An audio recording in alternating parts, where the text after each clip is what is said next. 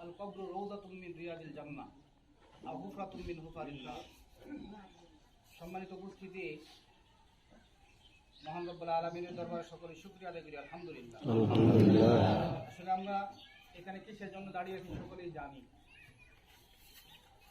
তো এখানে যে ছোট্ট একটা মাইয়ের ছোট্ট বাচ্চা, আমাদের মনের অনেকে ধারণা থাকে এরকম যে মানুষ মনে হয় শুধু বৃদ্ধ হয়েই মারা যাবে, যুবকও মরবে না, ছোট বাচ্চারাও মরবে না। এই ধারণাবশত আমাদের মনের ভিতরে অনেক কুসংস্কার থাকে যে মনে হয় চুল দাড়ি পেকে বৃদ্ধ হইয়া তারপরে মারা যাব, এর আগে মরব না। আসলে আল্লাহ পাক রব্বুল আলামিন বলেন, ইযা জাআলাহুম লা ইস্তাখিরুনা সাআতা ওয়া লা ইস্তাকদিমুন। একজন মানুষের মৃত্যুর সময়টা যে সময় নির্ধারণ করা হয়েছে, ঠিক ওই সময় সে মরবে, এক সেকেন্ড এদিক সেদিক আগ পাশ হবে না। তাদের সম্মানিত উপস্থিতি, আমরা এখানে ফরজে কিফায়ার জানাজার নামাজ পড়তে আসি। জানাজার নামাজ ফরজে কিফায়া, অথচ আমাদের উপরে সকলের উপরে 5 ওয়াক্ত নামাজ ফরজ। ফরজে কিফায়া চাইতে ফরজ নামাজের ফরজের গুরুত্ব আরো কোটি কোটি গুণ বেশি, কোটি কোটি গুণ বেশি। এখানে অনেক লোক এমনও আছে যে আসর নামাজ হয়তো পড়ে নাই।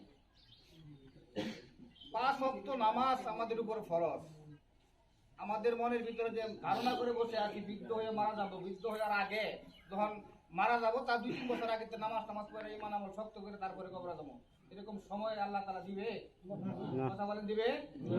তাহলে এখান থেকে প্রতিজ্ঞা ওয়াদাবদ্ধ হইতে হবে। আজকে এই ছোট্ট একদম মাসুম বাচ্চা, ফেরেশতার মতো, যার কোনো একটা গুনাহ নাই, ওরকম অসুস্থ জনিত কারণে 2-4-5 বছর বিছানায় শুয়ে আছে, কাতরাচ্ছে, এরকমও না। একদম নিষ্পাপ নিষ্কুলুষ একদম সুস্থ একজন মানুষ, ছোট্ট মাসুম বাচ্চা, আল্লাহ তাআলা তাকে নিয়ে গেছে। আমরা যারা এখানে উপস্থিত আছি, দাঁড়িয়ে আছি, এখান থেকে বাড়ি পর্যন্ত ফিরতে পারবো, বসতে পারবো, এই থিওরি আর গ্যারান্টি কেউ দিতে পারবো না।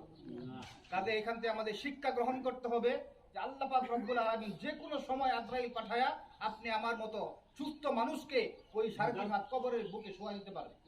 এটা আল্লাহ তাআলার পাওয়ার আছে না নাই? অবশ্যই আছে। কাজেই আর কথা বাড়াবো না। আল্লাহ তাআলা আমাদের সকলকে এই মৃত ব্যক্তি থেকে, এই মৃত মায়ের ছোট মাসুম বাচ্চা থেকে শিক্ষা গ্রহণ করে মৃত্যুর আগ পর্যন্ত 5 ওয়াক্ত নামাজ জামাতের সঙ্গে আদায় করে ঈমান এবং আমলের মেহনত করার, মজবুত করার তৌফিক দান করুন। সকলে বলে আমিন।